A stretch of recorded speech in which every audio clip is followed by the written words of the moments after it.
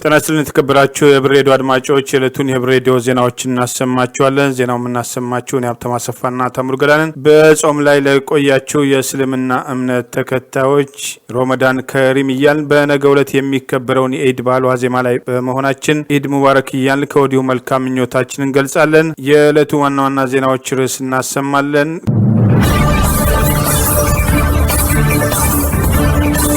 ምርጫውን ተከትሎ የአዲስ አበባ አስተዳደር የሚያሸብር መግለጫ ማውጣት፣ ምርጫ ቦርድ የምርጫ ካርድ መዘረፉን በከፊል ማመኑ፣ የአውሮፓ ህብረት ወደ ምርጫ ታዛቢነት መመለስን ተከትሎ እየመጡ ያሉ አስተያየቶች፣ የአቡነ ማትያስ ንግግር ውዝግብ መፍጠር፣ የመን ውስጥ አሳሳቢ ሁኔታ ላይ የምትገኘው ኢትዮጵያዊ፣ ሌሎችም ወቅታዊ መረጃዎች አሉን። ዝርዝሩን እነሆ።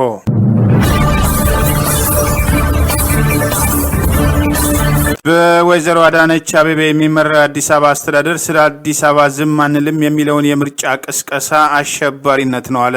ማምሻውን የማስፈራሪያ መግለጫ አውጥቷል። በጠቅላይ ሚኒስትር አብይ አህመድ የሚመራው ብልጽግና ፓርቲ አቋቋመው የአዲስ አበባ አስተዳደር አመራር ምክትል ከንቲባ አዳነች አቤቤ የአዲስ አበባ አስተዳደር ዛሬ ማምሻውን ባወጣው መግለጫ የህዝብ ተወካዮች ምክር ቤት ህወሓትና ሸኔን በአሸባሪነት መሰየሙ ብቻ ሳይሆን ከእነሱ ጋር በስም የተለየ በተግባር ግን አንድ ነው ያሉትን ስለ አዲስ አበባ ዝም አንልም የሚል እንቅስቃሴን ስድስተኛውን ሀገራዊ ምርጫ በሽብር በማደናቀፍ ህጋዊ መንግስት በኃይል ለማስወገድ የውጭ ጠላቶቻችን ተላላኪ የሆነ አሻንጉሊት መንግስት ለመመስረት እየተራወጠ ይገኛል ሲሉ ከሰዋል። ስለ አዲስ አበባ ዝም አንልም በሚል በዋናነት እየተንቀሳቀሰ ያለው ባልደራስ ለእውነተኛ ዲሞክራሲ ፓርቲ በከተማው ህዝብ ዘንድ ያለው ተቀባይነት እያደገ መሄድና ከባልደራስ ጋር እንሰለፋለን የሚለው እንቅስቃሴ በተለይም ህዝቡ የምርጫ ካርድ ለማውጣት እየሄደ ምርጫ ካርድ ማጣቱን እያማረረ ባለበት በዚህ ወቅት የአዲስ አበባ አስተዳደር ሰሞኑን የአገሪቱ የጸጥታ ተቋማት ያወጡትን መግለጫ በመደገፍ ዛሬም ተጨማሪ ማስፈራሪያ አውጥተዋል። በዛሬው መግለጫ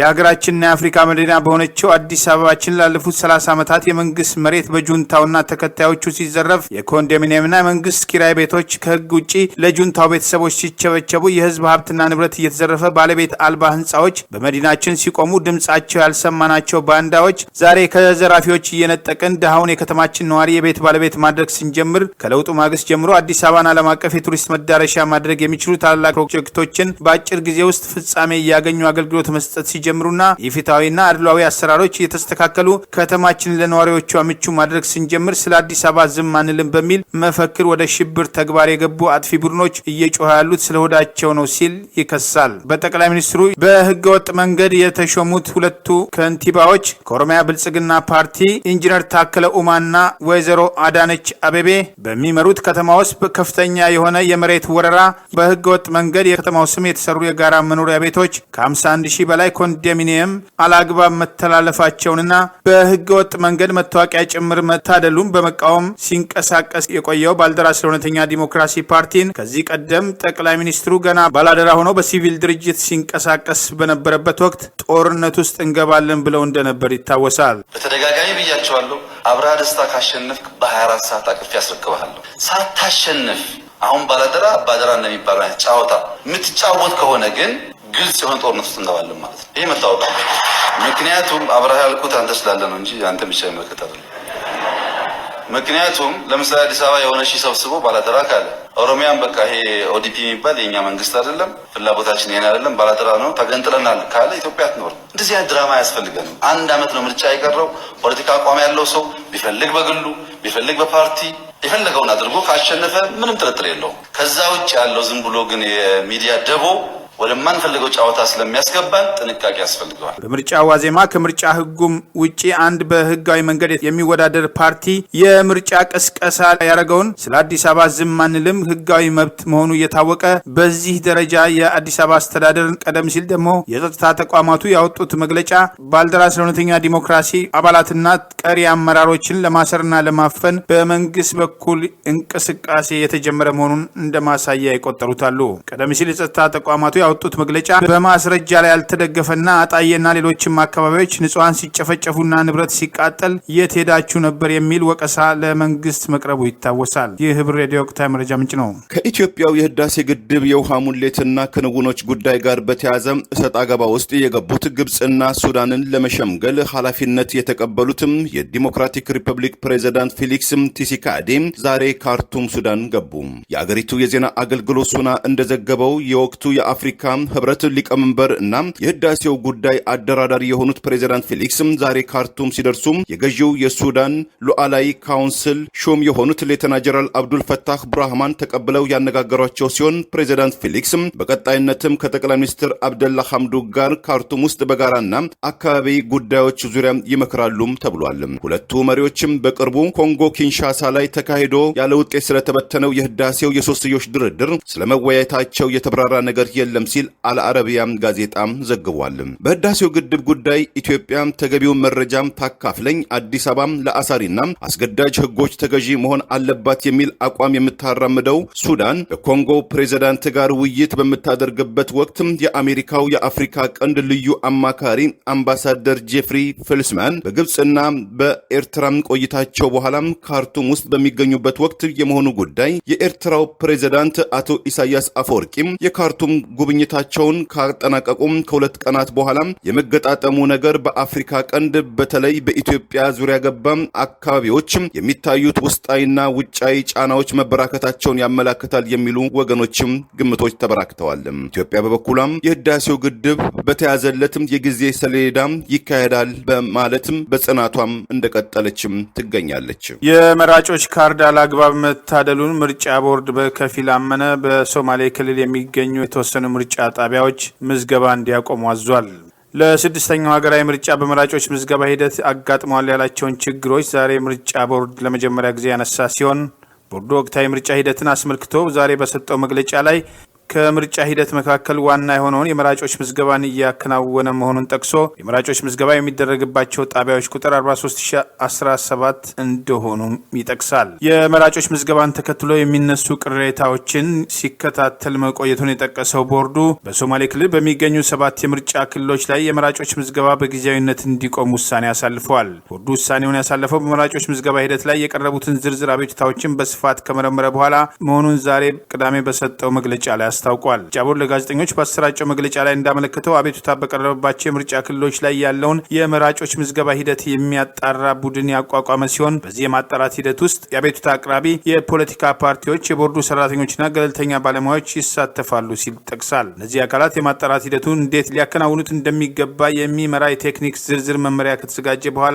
ወደ ተግባር እንደሚገቡም ጠቅሷል። ይህ በእንዲህ እንዳለ ቦርዱ በኦሮሚያ ክልልና በአዲስ አበባ በስፋት ውስጡን ታደለ ያለውን የመራጮች ካርድ በተመለከተ በዛሬው መግለጫ ላይ የጠቀሰው ነገር የለም። በአዲስ አበባ ከተማ አስተዳደር የመራጮች ምዝገባ በዋናነት ከፍተኛ የሰው ቁጥር ባላቸው የጋራ መኖሪያ ቤቶች አካባቢ መራጮች ምዝገባ በተለያየ ምክንያት ሲስተጓጎል ነበር ያለው ቦርዱ፣ ሆኖም ይህንን ለማስተካከል የተለያዩ አማራጮች እየተወሰዱ እንደሆነ አስታውቋል። ቦርዱ በሶማሌ ክልል በጠቀሰው አካባቢ የመራጮች ምዝገባ እንዲቆም ያዘዘው የመራጮች ምዝገባ ካርዶች የማይገባቸው ሰዎች እጅ ገብተዋል፣ ከምርጫ ጣቢያ ውጪ ካርዶች ሲታደሉ ነበር፣ ያልተሞሉ የመራጮች ምዝገባ ካርዶች ለዝቅተኛው የመንግስት እርከን ቀበሌ፣ ወረዳ ሰራተኞች እና እጩዎች ተሰጥተዋል። የመራጮች ምዝገባ ሂደቱ የገዢው ፓርቲ ዝቅተኛ እርከን ሰራተኛ ከፍተኛ ጣልቃ ገብነት ነው የሚሰራው። በዚህም ምክንያት የመራጮች ምዝገባ በቦርዱ ቁጥጥር ስር አይደለም የሚሉት ቅሬታዎችን መቀበሉን የምርጫ አስፈጻሚዎች ከመንግስት አስተዳደር እርከን ሰራተኞችና እጩዎች ጋር በዝምድናና በተለያዩ መንገዶች የተያያዙ በመሆናቸው የገለልተኝነት ጥያቄ መኖሩን፣ የተቃዋሚ ፓርቲ ደጋፊዎች ናቸው ተብለው የሚታሰቡ ዜጎች እንዳይመዘገቡ ክልከላ መደረጉን፣ የመራጮች ካርድ የወሰዱ ዜጎች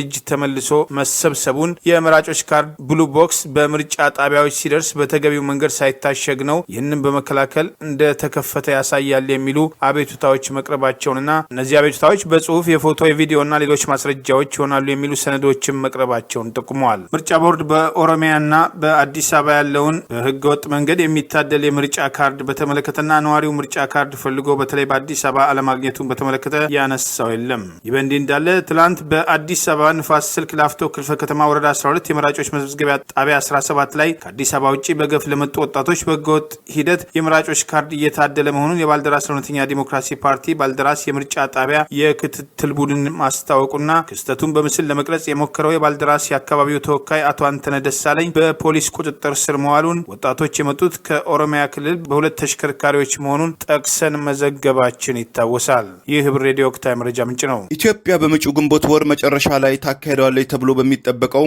ስድስተኛው አገር አቀፍ ምርጫ ላይ ለመታዘብ ጥረት ሲያደርግ ቆይቶ በስተመጨረሻም ከታዛቢነት ተሳትፎ ራሱን ማግለሉን ገልጾ የነበረው የአውሮፓ ህብረት ሐሳቡን ቀየረ ተባለ። ዛሬ አዲስ አበባ ላይ በተለያዩ ወቅታዊ ጉዳዮች ዙሪያ ከዓለም አቀፍ ሚዲያ ተቋማት ጋር ቆይታ ያደረጉት በውጭ ጉዳይ ሚኒስትር ቃል አቀባይ የሆኑት አምባሳደር ዲና ሙፍቲ የአውሮፓ ህብረት የምርጫ ታዛቢ ቡድኑን ወደ ኢትዮጵያ ለመላክ ከትላንትና ዕለት ጀምሮ ተስማምቷል ብለዋል።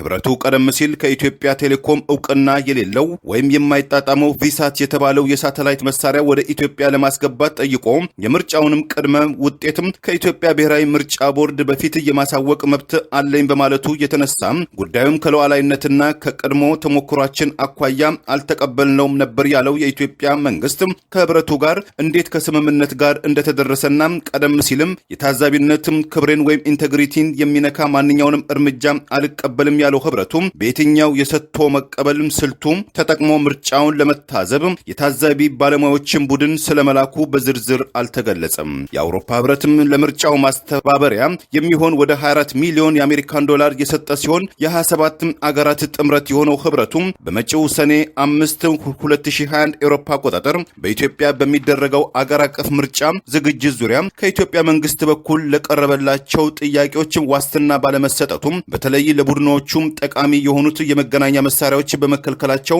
በእጅጉ አዝነናል በማለትም የህብረቱ ከፍተኛ ባለስልጣን የሆኑት ጆሴፍ ቦሬል ህብረቱ ራሱን ማግለሉን መግለጻቸው በኢትዮጵያኖችም ዘንድ የህብረቱ የታዛቢዎች ቡድን ወደ ኢትዮጵያ መምጣቱ ይጠቅማል ወይስ አይጠቅምም የሚሉ የሐሳብ ክፍተቶችም ሰሞኑን በስፋት ሲንሸራሸሩ ተስተውለዋል። የብፁዕ አቡነ ማትያስ ንግግርን ተከትሎ የተለያዩ ተቃውሞችና ድጋፎች ተስተናገዱ። ጳጳሱን ያወገዙና ይደገፋሉ። ብፁዕ ወቅዱስ አቡነ ማትያስ የኢትዮጵያ ኦርቶዶክስ ተዋሕዶ ቤተክርስቲያን ሊቀ ጳጳስ ከአሶሺየትድ ፕሬስ ጋር ያደረጉት የተባለ የቃለ መጠይቅ መሰረት አድርጎ በአሶሺየትድ ፕሬስ አማካኝነት ባስተላለፉት የቪዲዮ መልእክት ላይ በኦሮሚያና በቤንሻንጉል ከሚፈጸመው ግፍ በላይ በትግራይ የሚፈጸመው ግፍ የበለጠ ነው ማለታቸውን ተከትሎ የተለያዩ አስተያየቶች መሰጠት ጀምረዋል። ድጋፍና ተቃውሞ አስከትሎባቸዋል። ብፁዕ አቡነ ማትያስ በዚህ የቪዲዮ መልእክታቸው አማካኝነት መታፈናቸውን የሚናገሯቸው ንግግሮች እንዳይወጡ መደረጉንና ከዚህ ቀደምም ለመናገር ሞክረው እንዳይተላለፍ መታገዱን አጋልጠዋል። ዛሬ ጳጳሱ ለወራት የደረሰባቸውን የፖለቲካ ጫናና አፈና ተቋቁመው ለግፏን ድምጽ ቢያሰሙ የሰው ስቃይ ደንታ የማይሰጣቸው ግልብ ካድሬዎችና ጭፍን ደጋፊዎቻቸው ፍጹም ባልተገራ አንደበታቸው ጳጳሱን ሊያዋርዱ፣ ሊያሸማቅቁና ሊያስፈራሩ ሲሞክሩ አየው በማለት የመብት ተሟጋቹ ያሬድ ኃይለማርያም የጳጳሱን ንግግር ተከትሎ የሚቀርበውን ተቃውሞ ነቅፏል። ለግፏን የቀሙ ሰዎችን ለማሸማቀቅ መሞከር ግፍን ከማጽናትና ግፈኞችን ከማጀገል ሌላ ምንም ፋይዳ የለውም ሲል ጽፏል። አድርባይ ምሁራን፣ አድርባይ አክቲቪስት፣ አድርባይ የሲቪክ ማህበራት፣ አድርባይ ፖለቲከኛ፣ አድርባይ የመንፈስ አባቶች፣ አድርባይ ጋዜጠኛ፣ አድርባይ የመብት አቀንቃኝ በሞላበት ሀገር ለእውነት መቆም ከባድ ብቻ ሳይሆን የህይወት ዋጋ የሚያስከፍላል ያለው የመብት ተሟጋቹ አድርባይነት በነገሰበት ሀገር ግፍን ማንጠፍ ከባድ ነው ብለዋል። ግፍን ተጠየፍ፣ ግፍን አውግዝ፣ ለግፏን ድምጽ ሁን፣ ግፈኞችን ታገሉ በማለት በጳጳሱ ላይ ንግግራቸውን ተከትሎ የሚደርሰውን ወቀሳ አውግዟል። አቡነ ማትያስ በንግግራቸው በትግራይ በርካታ ንጹሃን መገደላቸውን፣ ሴቶች መደፈራቸውን፣ ንብረት መዘረፉን፣ ዜጎች መሰደዳቸውና ዓለም አቀፍ ተቋማት ያወሩትን ጭምር እኛ እንዳንናገር እንታፈናለን ሲሉ የነበረውን ሁኔታ አጋልጠዋል። የመነኮሳቱ ቤት ፈርሰዋል። አንድ አባትም ተገድለዋል። አክሱም ጽዮን ያለቀው ንብረታቸውን ለመጠበቅ ወይም ደግሞ ላለማስነካት ወይም ላለማስወረር እየጠበቁ ያሉትን በመደዳ ገድለዋቸው ረግፈው ቀርተዋል እንደ ቅጠል። አሁን በዓለም ሚዲያዎች እየተነገረ ነው ያለው። በዓለም ሚዲያዎች እየተነገረ ያለውን እኛ እንዳንናገር ተከልክለናል። በሌላ በኩል ጳጳሱን የተለያዩ ሁነቶችን በመጥቀስ እንደ ሃይማኖት አባት ሳይሆን እንደ ትግራይ ተወላጅነታቸው ብቻ ለትግራይ መቆርቆራቸውን ያሳዩበት ንግግር አድርገው ለማቅረብ ይሞክራሉ። 1 ሚሊዮን የሚጠጋ የኦሮሞ ህዝብ ሲፈናቀል፣ ከ800 ሺህ በላይ የሶማሌ ህዝብ ሲፈናቀል፣ ከ1 ሚሊዮን በላይ ጌዲዮ ህዝብ ሲፈናቀል፣ ከሚሊዮን በላይ አማራ ህዝብ ሲገደልና ሲፈናቀል ጳጳሱ ምን አድርገዋል? ሌላው ቀርቶ የማይካድራና የሰሜን እዝ ጥቃትን በሚያስደነግጥ ሁኔታ በተፈጸመበት ወቅት አንድም ቀን በአደባባይ አላዋግ አላወገዙም ሲሉ ሊነቅፏቸው ይሞክራሉ። በሌላ በኩል ጳጳሱ አቡነ ማቲያስ በኦሮሚያ ክልል በተለያዩ ጊዜ የሚደረገውን የሰብአዊ መብት ጥሰት ተከትሎ በአዲስ አበባ ውስጥ በተለያዩ አድባራት በተገኙበት ወቅት በለቅሶ ጭምር እንዴት ሰው በገዛ ሀገሩ ይታረዳል በማለት ድርጊቱ እንዲቆም ሲጠይቁ እንደነበር ገልጸው የተከራከሩም አሉ። ቤተክርስቲያን የብፁዕ አቡነ ማቲያስን የቪዲዮ መልእክት መሰረት አድርጎ እስካሁን በይፋ ምላሽ አልሰጠችም። አንዳንዶች የእምነቱ ተከታዮች በብልጽግና ፓርቲ የሚደረገውን ሴራ ቤተክርስቲያኗን ለማጥቀት የሚወሰድ እርምጃ አካል አድርገው በማየት በጳጳሱ ላይ ውግዘት ሊደረግ አይገባም ሲሉ ለመከላከል ሞክረዋል። ለዚህ ዋቢ ያደረጉት በአማራ ክልል ሞት በቃ ተብሎ የተደረገውን ሰልፍ ተከትሎ አቶ ታዬ ደንደአ ቤተክርስቲያን አብይ አህመድን ግራኝ መሐመድ አለች በማለት በተቃውሞ ሰልፉ ላይ የቀረቡ አንዳንድ መፈክሮችን የቤተክርስቲያኒቱ ባለድርሻ አድርገው ያቀረቡበት ሂደትን አሁን በጳጳሱ ላይ ያለው አፈናና ንግግራቸው ጋር ለማያያዝ ሞክረው ጉዳቱ ወደፊት ለቤተክርስቲያን ይጠነክራል በሚል የጳጳሱን ንግግር ጸጉር ስንጠቃ ውስጥ መግባት አያስፈልግም ያሉም አሉ። ይህ ህብር ሬዲዮ ወቅታዊ መረጃ ምንጭ ነው። በትውልደ ኢትዮጵያዊቷ ሞዴሊስትና አክትረስ ላይ የሚደርሰው የዘርና ጾታዊ ተኮር ጥቃት በአስቸኳይ እንዲቆም ዓለም አቀፉ የሰብአዊ መብት ተሟጋች ቡድን የየመን ታጣቂዎችን ተማጸነ። ከየመናዊ አባትና ከኢትዮጵያዊት እናት የተገኘችው አልሲስቲር አልሐምዲ በሞዴሊስትነት ስራ የተሰማራች ሲሆን የመን በአሁኑ ወቅት እየመሯት የሚገኙት የሁቲ ሸማቂዎች እጅ ካለፈው የካቲት ወር አንስቶ ከወደቀች ጀምሮ እጅግ ዘግናኝና ተቀባይነት ለሌላቸው የሰብአዊ መብት ረገጣዎች እየተጋለጠች ትገኛለች ያለው የሰብአዊ መብት ተሟጋቹ አምነስቲ የመካከለኛው ምስራቅና የሰሜን አፍሪካ ምክትል ዳይሬክተር የሆኑት ላያን ማሉፊ አልሐምዲ በየመን ውስጥ የተንሰራፋውን ሴቶችን የማግለል ማህበራዊ ባህልን ግንብ በመስበሯም ዛሬ ዋጋ እያስከፈላት ይገኛል። ሌላው ቀርቶም ወጣቷ ሞዴሊስት ያለ ፍቃዷ ድንግል ስለመሆኗ ያለመሆኗም ለማጣራት የሚል ጭካናዊ ምርመራ ሊካሄድበት በዝግጅት ላይ በመሆናቸው ይህ እኩይ ተግባር በአስቸኳይ ሊቆም ይገባል ሲል ዓለም አቀፍ ጥሪ አምነስቲ አቅርቧል። የዓመቷ ትውልደ ኢትዮጵያዊቷም አልማህዲ በቀጣዩ ቀናትም ሳይንሳዊ ያልሆነም ክብረነክ እርምጃ ሊወሰድባት በሁቲ ታጣቂዎች ተወስኗል ያለው የአምነስቲ መግለጫ ሞዴሊስቷና አክትረሷም የሆነችው ወጣቷ አልማህዲ ሴትኛ አዳሪና አደንዛዥ እጽ አዘዋዋሪ ነች ከሚል የስድብና ዘር ተኮር ማስፈራሪያ ዛቻዎችን በተጨማሪ እንደ ጠበቆቿ እይታም በእኩለ ሌሊት ከእስር ቤቷም በማውጣት ከቤት ወደ ቤት እያዟዟሩ የሴተኛ አዳሪነት ስራ ስለመስራቷም ያለመስራቷ በመጠየቅ ላይ ይገኛሉ። ጠበቃዋንም ታጣቂዎችም ለመግደል በቅርቡ አሲረውባቸዋል በማለትም በትውልደ ኢትዮጵያዊቷ ሞዴሊስትና አክትረሷ ላይ የሚደርሰውን የሰብአዊ መብት ረገጣ በአስቸኳይ እንዲቆም አምነስቲ ተማጽኖውን አቅርበዋል። በአቶ ዳውድ ኢብሳ የሚመራው ኦነግ በፓርላማ የጸደቀውን የአሸባሪነት ውሳኔ ተቃወመ።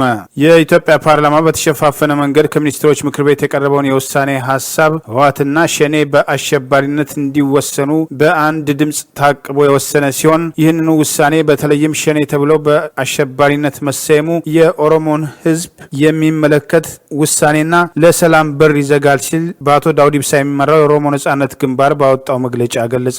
ውሳኔውን ትልቅ ኃጢአት ነው ያለው ኦነግ ሸኔ የሚባል ድርጅት ባይኖርም በገዳ ስርዓት መሰረት ሸኔ ማለት መባረክ የሚወክለውም የኦሮሞ ባህልን መሆኑን ጠቅሶ በጸረ ሽብር ህጉ መሰረት ሸኔን በአሸባሪነት መፈረጅን የኦሮሞን ቋንቋና ባህል አሸባሪ ማለት ነው ሲል ወቅሷል። ፓርላማም ሆነ የሚኒስትሮች ምክር ቤት ህገወጥ ናቸው፣ በህገወጥ መንገድ ስልጣናቸውን አራዝመዋል ያለው የኦነግ መግለጫ የሚመለከታቸው ዓለም አቀፍ ተቋማት የአሜሪካ መንግስትና የተባበሩት መንግስታት ድርጅት የአውሮፓ ህብረትም ለጉዳዩ ትኩረት ሰጥተው ለሀገሪቱ ፖለቲካዊ ውጥረት መፍትሄው ሁሉን አቀፍ ውይይት መሆኑን ጠቅሷል። ይህ በእንዲህ እንዳለ በአቶ ዳውድ ኢብሳ ምክትል ሊቀመንበር የነበሩትና አቶ ዳውድን ከስልጣን አውርደው ራሳቸውን ሊቀመንበርና ሌሎችንም እንዲሾሙ የተደረገበትን ጉባኤ በተመለከተ ምርጫ ቦርድ የወሰነው ውሳኔ ህገ ወጥ ነው፣ ጉባኤው ህጋዊ ነው ያለው የጠቅላይ ፍርድ ቤትን ውሳኔ በተመለከተ ዛሬ ወይዘሪት ብርቱካን ሚደቅሳ የምርጫ ቦርድ ሰብሳቢ ከጋዜጠኞች ጋር በነበራቸው ቆይታ ተጠይቀው ምላሽ ሰጥተዋል። የፍርድ ቤቱ ውሳኔ ግልባጭ እንዳልደረሳቸው ነገር ግን ግልባጭ ከደረሳቸው በኋላ ሁኔታውን አይቶ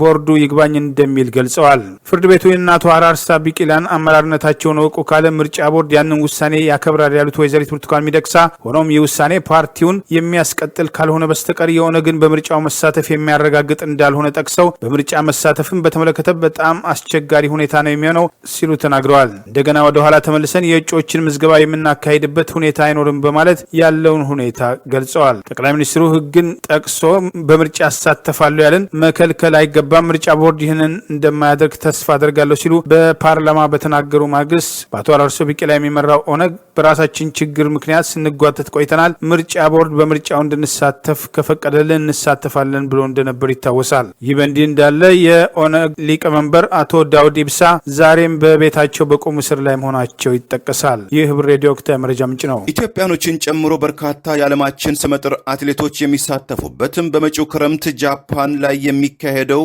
ዓለም አቀፉ የኦሎምፒክ ውድድር ለሌላ ጊዜ እንዲተላለፍም ጃፓኖችም ቅስቀሳ ዘመቻ ጀመሩ። ሊካሄድ ከ3 ወራትም ያልበለጠ ጊዜ በቀረው የቶኪዮ ኦሎምፒክ ውድድር ለኮሮና ቫይረስ መተላለፊያ መንገድ ይሆናል፣ ጃፓን ገንዘቧን ሀብቷን ለአትሌቲክስ ውድድር እንዳታባክል የሚል ቅስቀሳ ያካሄዱ ወገኖችም ተቋማቸውን በፊርማ በማሰባሰብ ጃፓን ውስጥም እየገለጹ መሆናቸው ታውቋል። የህግ ባለሙያና የቀድሞ የቶኪዮ ከንቲባ የነበሩት ካንጂ ኩንዲጋ ያስተባበሩትም የተቃውሞ ፊርማ በ3 ቀናት ውስጥ ከ163,000 በላይ ፊርማዎችን እስከ ሐሙስ ድረስ ለማሰባሰብና ጸረ የጃፓን ኦሎምፒክ ፊርማዎችን ለማግኘትም ተችሏል። የጃፓን መንግስትም ለኦሎምፒክ ውድድር ሲሯራጥ የጸረ ኮሮና ጉዳይን ትኩረት እየሰጠው አይመስልም የሚሉት እነዚሁ ተቋሚ ወገኖች ሆስፒታሎች በበሽተኞችም ተጨናንቀዋል፣ አንዳንድ ሰዎችም በቤታቸው ሆነው እየሞቱ ይገኛሉ ሲሉ የኦሎምፒክ አዘጋጁ ኮሚቴውን እየወቀሱ ይገኛሉ። በመጪው ሐምሌ 23 2001 ኤሮፓ አቆጣጠር የሚጀመረው የቶኪዮ ኦሎምፒክ የምታስተናግደው ጃፓን ምንም እንኳን ወረርሽኙን ለመቋቋም ከፍተኛ ጥረት ብታደርግም እስካሁን ድረስ 623,000 ዜጎቿ በቫይረሱ ተጠቅተው ወደ 11,000 የሚጠጉ ዜጎቿም ሕይወታቸው አልፏልም ተብሏል። ባሳለፍነው የፈረንጆቹ ሚያዝያ ወር አጋማሽ አኪያዶም ኒውስም ባሰባሰበው የህዝብ አስተያየት 72 ከመቶ ጃፓናውያኖች ውድድሩ ቢሸጋገር የሚል ሐሳብ አሰምተዋል። እንደ ታዋቂው የጃፓኑ NHK የዜና ተቋም 80 ከመቶ ጃፓናውያኖች የኦሎምፒክ ውድድሩ ለሌላ ጊዜ ይተላለፍልን ባይ መሆናቸውም በዘገባው ላይ ተካቷል። ውድድሩ ጤናማ ለማድረግ ሲባል የኮሮና ቫይረስም መከላከያ ክትባት አምራች ድርጅት የሆነው ፋይዘር ለሁሉም ተሳታፊ አትሌቶችም ክትባትም እንደሚልክላቸው ያስተላለፈ ሲሆን የኦሎምፒክ ፕሬዝዳንትም ቶማስ ፓኪም ለዜና ሰዎችም ይህንኑ አረጋግጠውላቸዋል። ኢትዮጵያን አትሌቶችን ጨምሮ ከ11,000 በላይ አትሌቶች በ33 የተለያዩ ውድድሮች የሚሳተፉበት የቶኪዮ ውድድር ከ1 ዓመት መራዘም በኋላም ለሐምሌ ወር የታቀደ ሲሆን ከአትሌቶችም በቀር ለኮሮና ቫይረስ ጥንቃቄ ሲባል ዓለም አቀፍ ተመልካቾች በውድድሩ ስፍራም አይታደሙም ተብሏል። የአዲስ አበባ ፖሊስ ማንነቱን ባልገለጸው ግለሰብ ቤት መሳሪያና ጥይት ተደብቆ ማግኘቱን ይፋ አደረገ። የጸጥታ አካላት ህዝቡን ደህንነት ከመጠበቅ ይልቅ ማሸበራቸውን ቀጥለዋል። በአዲስ አበባ በንፋስ ስልክ ላፍቶ ክፍለ ከተማ ወረዳ 5 በአንድ ግለሰብ መኖሪያ ቤት ውስጥ የተደበቁ ከ4,000 በላይ የተለያዩ ጥይቶችና አንድ ሽጉጥ በፖሊስና በብሔራዊ መረጃና ደህንነት አገልግሎት ቅንጅት በቁጥጥር ስር ውለዋል ሲል የአዲስ አበባ ፖሊስ ማምሻውን በሰጠው መግለጫ ገለጸ። የከተማዋን ብሎም የሀገሪቱን ሰላም ለማደፍረስ እኩይ ዓላማ ይዘው የሚንቀሳቀሱ ግለሰቦች የጦር መሳሪያዎችን በህገወጥ መንገድ ከቦታ ቦታ ሲያዘዋውሩ በህዝብ ጥቆማና በጸጥታ አካላት ክትትል በቁጥጥር ስር እየዋሉ ይገኛሉ ያለው ይኸው የፖሊስ መግለጫ ኮሚሽኑ ለዚሁ ሀገርን የማፍረስ ዓላማ ሲንቀሳቀስ የነበረ አንድ ተጠርጣሪ በንፋስ ስልክ ላፍቶ ክፍለ ከተማ ወረዳ 5 ጎፋ ኢንዱስትሪ መንደር ተብሎ በሚጠራው አካባቢ በመኖሪያ ቤቱ ደብቆ ያስቀመጠው 3007 የማካሮቭ ሽጉጥ፣ 1320 የብሬን፣ 5 የክላሽንኮቭ በአጠቃላይ 3332 ጥይቶች እንዲሁም አንድ የቱርክ ሰራሽ ሽጉጥ በተጨማሪ ባዶ የጥይት ማሸጊያ ሳጥኖች ከህዝብ በተገኘ ጥቆማ የአዲስ አበባ ፖሊስ ኮሚሽንና የብሔራዊ መረጃ ደህንነት አገልግሎት በቅንጅት ባደረጉት ክትትል በቁጥጥር ስር መዋላቸውን ይገልጻል። በተጠርጣሪነት አንድም ግለሰብ በይፋ ያላሳየው ፖሊስ በመግለጫው እንደጠቀሰው በተጠርጣሪው ላይ ምርመራ እየተጣራ ይገኛል ያለ ሲሆን ህብረተሰቡ አጠራጣሪ ነገር ሲያጋጥመው እንዲያሳውቅ ሲል ስልክ ቁጥሩን ደግሞ አስታውሷል። የደህንነት ሹም አቶ አያሌው መንገሻ ምርጫ ሲደርስ የአፍሪካ ህብረት ስብሰባ ሲደረግና የተለያዩ መሪዎች ወደ ሀገሪቱ በሚገቡበት ወቅት የፈጠራ የሽብር ጥሪዎችና የተለያዩ ግለሰቦችን በአሸባሪነት ስም አፋፍሶ መረጃ ደርሶናል በሚል በማሰር የሚፈለገው ዓላማ ከተፈጸመ ወይም ስብሰባው ካለቀ ወይም ምርጫው ከተፈጸመ በኋላ ሌላ ጊዜ ስንፈልጋችሁ እንጠራችኋለን በማለት ያለምንም ማስረጃ አስረው ሲያጉላሉ አቆይተው እንደሚለቁና ሰሞኑን በተከታታይ የሚሰጡት መግለጫዎችም የዛው አካል መሆናቸውን ጠቅሰዋል። በአዲስ አበባ ያጣየን ጥቃት ተከትሎ በከፍተኛ ደረጃ ህዝቡ እየተሸበረ ባለበት በዚህ ወቅት የጸጥታ ተቋማት ምርጫውን ተከትሎ የሚደረገውን ሰላማዊ እንቅስቃሴ ህዝቡን ለማሸበር ያለሙ መሆናቸው እየተገለጸ ይገኛል። ይህ ህብር ሬዲዮ ወቅታዊ መረጃ ምንጭ ነው። የሲዳማ ብሔር ተወላጆች ዘንድ በደማቅ ሁኔታ የሚከበረው የዘመን መለወጫ በዓል ወይም ፍቼ ጨንበለላ በዓል እንደወትሮ በአደባባይ ሳይሆን ዘንድሮ ለኮሮና ወረርሽኝ ጥንቃቄ ሲባል በቤተሰብ ደረጃ እንዲከበር የአገር ሽማግሌዎች መወሰናቸው ታላቅ ምስጋና ተቸራቸው። የበዓሉን መከበር በማስመልከት የባህልና ቱሪዝም ሚኒስትሯ ሂሩት ካሳው ዶክተር ባስተላለፉት መልእክት የሲዳማ የአገር ሽማግሌዎች የብሔሩን ታሪክን በመመርመር ከጥንት ዘመን ጀምሮ ወረርሽኝና ተላላፊ በሽታዎች በአገር ደረጃ ሲከሰቱ የጎሳ መሪዎችም ሲሞቱ የበዓሉ ወደሚከበርበት ልዩ ስፍራ ጎደማሌ የሚደረገው ህዝባዊ ስብሰባ ስነ ስርዓት ቀርቶ የፊቼ ጨንበለላ በዓል በአነስተኛ ደረጃ በቤተሰብ አካባቢ መከበሩ የባህሉ የቆየ ስርዓትና እሴት መሆኑን በመገንዘብ ዘንድሮም ለኮሮና ወረርሽኝ ስርጭት ለመቀነስ ሲባል የብሔሩ ተወላጆች በዓሉን በየቤታቸው እንዲያከብሩት የሲዳማ የአገር ሽማግሌዎች መወሰናቸው የአገር ሽማግሌዎቹ የሄዱበትም የማስተዋል ርቀትም እውቅናና ክብር ሊሰጠው የሚገባ ብሔራዊ ኃላፊነትን የመወጣትም ታላቅ ተምሳሌት ነው በማለትም ዶክተር ሂሩት በሲዳማ የአገር ሽማግሌዎች ውሳኔ የተሰማቸውን አድናቆትና አክብሮትም ገልጸዋል። በመቀጠልም የፊቼ ጨንበለላ ወይም የዘመን መለወጫ በዓል በውስጡ ሰብአዊነት ራስን በሌሎች ቦታ አድርጎ የመመልከት የመከባበር የአብሮነት የፍቅር የደስታና የሰላም የመልካም እሴት ገጽታ መሆኑን ሚኒስትር ሂሩት በእንኳን አደረሳችሁ መልእክታቸው ላይም ገልጸውታል። የዘንድሮ የፊቼ ጨንበለላ በዓል በኮሮና ወረርሽኝ ምክንያት በአደባባይ እንዳይከበር የክልሉ መስተዳደር ውሳኔ ማስተላለፉን ቀደም ሲል መዘገባችን አይዘነጋም። ፊቼ ጨንበለላ የአዲስ ዘመን መለወጫ በዓል ኢትዮጵያ በዓለም አቀፍ ማህበረሰብ ዘንድ እንደ ፈረንጆቹ አቆጣጠር ከ2016 ጀምሮ ከማይዳሰሱ የታሪካዊ ሀብቶች ባለቤትነት ተርታ ውስጥ ያስከተታት ታላቅ በዓል ሲሆን በዚህ ወቅትም ክብረ በዓሉ ጾታም የኢኮኖሚ ልዩነትና እድሜ ሳይገድባቸው ሁሉም የብሔረሰቡ ተወላጆች በአንድ ላይ ሆነው የሚያከብሩት ከ2000 ዓመት በላይ ጀምሮ የሚከበር ታላቅ ክብረ በዓል መሆኑን መረጃዎች ይገልጻሉ። ከወራት መዘግየት በኋላ ዛሬ የተመረቁት የአማራ ክልል ልዩ ኃይሎች የሚታጠቁት መሳሪያ እንደሌለ ተገለጸ። የክልሉ ባለስልጣናት አማራና ኢትዮጵያን ለመጠበቅ የሚያስችሉ ናቸው ሲሉ ገልጸዋል። የፌዴራል መንግስቱ ባለመፍቀዱና በጀት የለም በሚል ለአማራ ክልል ተመራቂ ልዩ ኃይሎች ወደ ስራ ሲገቡ የሚታጠቁት መሳሪያ አስቀድሞ ለመግዛት ጥረት የተደረገ ቢሆንም ፌዴራል መንግስቱ አለመፍቀዱ መረጃዎች ሲወጡ የቆዩ ሲሆን እነዚሁ ተመራቂዎች ዘግይተው ዛሬ ምርቃት ተደርጓል። የአማራ ክልል ፖሊስ ያሰለጠናቸው የልዩ አባላትና አምስተኛ ዙር የመካከለኛ አመራር ኮርስና የወንጀል ክትትል ባለሙያዎች ዛሬ የተመረቁ ሲሆን በቅርቡ ከፍተኛ ወቀሳ እየደረሰበት ያለው የክልሉ አመራር ዋና ባለስልጣናት በስፍራው ተገኝተው የተለያዩ ንግግሮች አድርገዋል። ልዩ ኃይላችን እየተፋለመና እየተዋደቀ ያለው ከጸረ ኢትዮጵያ ኃይሎች ጋር ነው ሲሉ የአማራ ክልል ፕሬዝዳንት አቶ አገኘሁ ተሻገር ተናግረዋል። አቶ አገኘሁ ተሻገር በቅርቡ በድንገተኛ አደጋ ህይወታቸው ካለፈው የአማራ ክልል ፖሊስ ኮሚሽን ኮሚሽነር አበራ አዳሙ ጋር ለመግባባት ውስጥ ከመግባት ባለፈ የአጣየን ጥቃት ተከትሎ ጥቃቱን ለመከላከል በራሳቸው ትዕዛዝ የላጓቸው የጋፋት ብርጌድ ላይ በአማራ ክልል ኦሮሚያ ዞን አስተዳደር ባለስልጣናት የተቀነባበረ ሴራ በታጣቂዎች ጥቃት እንዲደርስባቸውና ሙሉ ለሙሉ እንዲደመሰሱ መደረጉን ተከትሎ አለመግባባታቸው እየሰፋ ሄዶ እንደነበር ይታወሳል። ዛሬ የተመረቁት ተመራቂዎች ወደ ስራ በሚገቡበት ወቅት የሚታጠቋቸው መሳሪያዎች እንደሌሉ የሚጠቅሱት ምንጮች የአማራ ክልል ከቅርብ ጊዜ ወዲህ ለልዩ ኃይል አባላት ተጨማሪ መሳሪያ ለመግዛት ያቀረበው ጥያቄ በፌዴራል መንግስት በኩል ተቀባይነት እንዳላገኘና ይህንኑ ባለስልጣናቱ ደብቀው መያዛቸውንም አመልክተዋል። አስቀድሞ ይህ መረጃ ይወጣ እንደነበር ያስታወሱት ወገኖች እነዚህ ተመራቂዎች መመረቅ ካለባቸው ጊዜ መዘግየታቸውን አመልክተዋል። ከፌዴራል ፖሊስ ምክትል ኮሚሽነርነት ተነስተው የአማራ ክልል ፖሊስ ኮሚሽን ሆነው በቅርቡ ህይወታቸው በአጠራጣሪ ሁኔታ ባለፈው አበራ አዳሙ ምትክ የተሾሙት ኮሚሽነር ተኮላ አይፎክሩ የፖሊስ ሙያ ከማንኛውም የፖለቲካ ወገንተኝነት ገለልተኛ ሆኖ በታማኝነትና በቅንነት በህዝብንና ሀገርን ማገልገል ይገባቸዋል ሲሉ ዛሬ በምረቃ ስነ ስርዓቱ ላይ ተናግረዋል። የአማራ ክልልን ጸጥታ ለማስከበር ፍላጎት እንደሌለ የሚታወቀው የአማራ ክልል ጸጥታና ደህንነት ቢሮ ኃላፊ የተደረጉትም አቶ ሰማህ ጥሩነህም ለሙያው ብቃት የሌላቸው ሌላው ቀርቶ በወታደራዊ ሙያ ጭምር ብርጋዴር ጀነራል የክልሉ ተወላጆች እያሉ ከሙያው ጋር ምንም ግንኙነት የሌላቸው ሰዎች ሲመደቡ መቆየታቸውና ዛሬም የኚሁ ሰው በቅርቡ ሹመት የተሰጠበት ምክንያት ተመሳሳይ መሆኑን ገልጸዋል። የአማራ ህዝብ ዛሬ የተመረቁትን በማሳየት የክልሉ ባለስልጣናት የሚደርስባቸውን ተቃውሞ ለማርገብ መሞከራቸውን ወደ ጎን በማድረግ ራሱን በጎበዝ አለቃ በማደራጀት በክልሉ ባለስልጣናት ላይ የሚያደርገውን ተጽዕኖና የአማራ ህዝብ ጥቂት ሺህ የልዩ ኃይል አባላት መመረቃቸውን ተከትሎ እንዳይዘናጋም አስተያየት የሰጡ ወገኖች አሉ። ይህ ህብር ሬዲዮ ወቅታዊ መረጃ ምንጭ ነው። ዛሬ ያሉን ዜናዎች እነዚህ ናቸው። ዜናውን ስታደምጡ ለቆያችሁ የህብር ሬዲዮ ቤተሰቦችና አድማጮች ምስጋናችን ይድረሳችሁ። የህብር ሬዲዮ ኦፊሻል የዩቱብ ቻናላችን ሰብስክራይብ ያላደረጋችሁ ሰብስክራይብ በማድረግ በተጨማሪም የደውል ምልክቱን በመጫን የህብር ሬዲዮ ቤተሰብ እንድትቀላቀሉ በአክብሮት እንጋብዛለን። በድጋሚ እናመሰግናለን። ነበርን። ጤና ይስጥልን።